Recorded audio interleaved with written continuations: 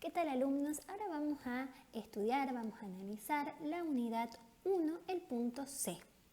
Este es referido a la ciencia jurídica. Vamos a analizar el concepto de ciencia del derecho, qué es el ordenamiento jurídico y, por último, cuáles son las distinciones o diferencias entre derecho público y derecho privado.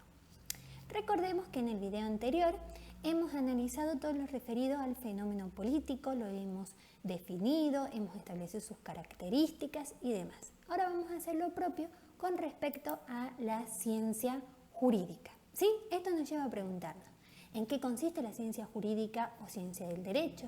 ¿Qué debe entenderse por fenómeno jurídico? ¿Cuáles son sus características? ¿Y cómo se estructuran en el transcurso del tiempo las organizaciones jurídicas? En primer lugar, entonces, vamos a definir la ciencia jurídica o ciencia del derecho como aquella disciplina científica cuyo objeto es estudiar las instituciones y organizaciones jurídicas que conforman el derecho de cada sociedad civilizada y su evolución histórica. Es decir, nos vamos a concentrar en estudiar instituciones y organizaciones jurídicas. Esas instituciones y organizaciones conforman el derecho de una sociedad civilizada. Y también vamos a estudiar su evolución histórica. Acá es importante que nosotros diferenciemos 4 disciplinas que tienen ciertos puntos en común, pero cuyo objeto de estudio va a ser distinto. En primer lugar, hemos dicho la ciencia del derecho. Esta ciencia del derecho va a estudiar el sentido y validez de los fenómenos jurídicos ocurridos aquí y ahora, es decir, contextualizados en una sociedad y en un momento dado. Por ejemplo, un ordenamiento jurídico concreto. Por su parte, la filosofía del derecho va a estudiar el fenómeno jurídico sin limitación ni de espacio ni de tiempo. Va a buscar encontrar un sentido absoluto, va a buscar conceptos jurídicos con una validez absoluta, es decir, una definición, un concepto que se pueda aplicar en cualquier sociedad y en cualquier momento histórico. Por ejemplo, el concepto de derecho, el concepto de justicia. Bien, ya hemos distinguido entonces ciencia del derecho, filosofía del derecho. Por otra parte, la historia del derecho va a estudiar el progreso, el desenvolvimiento, la evolución del derecho en el tiempo. Y en ese sentido vamos a tener historia, por ejemplo, del derecho nacional, historia de los derechos políticos, historia de los derechos sociales, historia de los derechos colectivos. Y por último, en cuarto lugar, tenemos la sociología del derecho, que se va a interesar de aquellos procesos que condicionan y determinan el cambio y el desarrollo del derecho ocurrido entre varios sujetos. Por eso podemos afirmar que el saber que busca el jurista es un deber ser, es decir, un deber ser de un hombre en relación con otro hombre. La ciencia del derecho entonces se va a caracterizar por ser una disciplina que lleva adelante una indagación intencional, consciente, metódica, racional, es decir, que pretende ser fundamentada, y con una pretensión de verdad objetiva, es decir, de una validez intersubjetiva. Reiteramos entonces, la indagación que lleva adelante la ciencia del derecho como disciplina es intencional, consciente, metódica, racional, en tanto que pretende ser fundamentada, y con pretensión de objetividad o de verdad objetiva. Esto nos lleva al interrogante de cómo se define el fenómeno jurídico del derecho que estudian los juristas. En este sentido vamos a precisar que la tarea de los juristas va a ser estudiar todo suceso, toda situación que se origine, ya sea en la naturaleza humana o en la conducta humana, y a la cual el legislador le ha atribuido una consecuencia jurídica. Es decir, un suceso, ya sea producido por la misma naturaleza humana o por una acción humana, a la cual una ley, una norma, le ha otorgado una consecuencia jurídica. Es decir, que el estudio de este fenómeno jurídico va a estar guiado por la idea de estudiar estas normas legales como partes de un todo o de un sistema.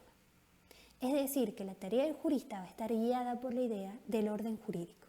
Orden jurídico entendido como un sistema integrado por todas las normas, ya sean normas constitucionales, leyes propiamente dichas, decretos reglamentarios, etc.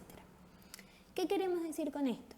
Que todas las normas jurídicas están relacionadas entre sí y forman un conjunto, un todo unitario, un sistema de normas, que es lo que recibe el nombre de orden o de ordenamiento jurídico.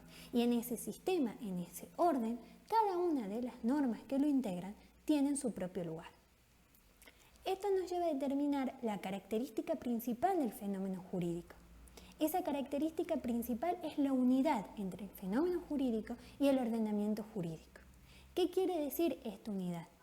Que una norma va a depender para su validez, para que sea válida en el fenómeno jurídico, de la conformidad entre esta norma y su norma superior y de todas ellas con la ley fundamental o con la Constitución, por ser la primera ley constitutiva del ordenamiento jurídico. ¿Qué queremos decir con esto?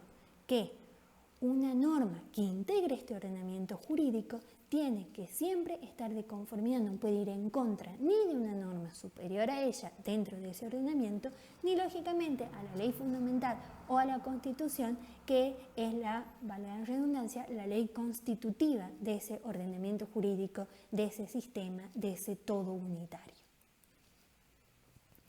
Una vez que nos ha quedado esto en claro, estamos en condiciones de determinar cómo se estructuran en el tiempo las organizaciones jurídicas. La estructura clásica de todo ordenamiento jurídico es la que nos distingue al derecho entre público y privado. Los antecedentes históricos de esta distinción se remontan al derecho romano, donde nosotros distinguíamos derecho civil, que es propio de los ciudadanos romanos y que comprendía tanto al público como al privado, del derecho de gentes, que era común a los ciudadanos romanos y a los de otros pueblos, y por último el derecho natural, que era el emergente de la propia naturaleza y que por lo tanto estaba más allá de las diferencias, divisiones o distinciones que pudiera haber entre los pueblos. Desde ese entonces adoptamos la distinción clásica entre derecho público y derecho privado. El derecho público como aquel que regula las relaciones de los hombres considerados miembros de una asociación política, es decir, las relaciones de los hombres como partes o como miembros de una organización política.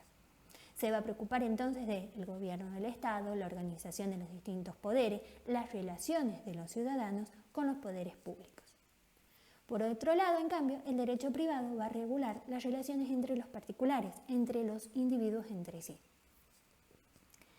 Llegado a este punto, lo último que nos resta por decir es que tanto el derecho público como el derecho privado van a establecer principios jurídicos que nos permiten subdividirlos en subramas. Dentro del derecho público vamos a distinguir, por ejemplo, derecho constitucional, derecho tributario, derecho penal, derecho procesal, derecho administrativo. Por su parte, dentro del derecho privado vamos a diferenciar el derecho civil, derecho comercial, derecho del trabajo, derecho agrario, derecho internacional privado, etc. Con esto entonces llegamos al fin del desarrollo del punto C de la unidad 1.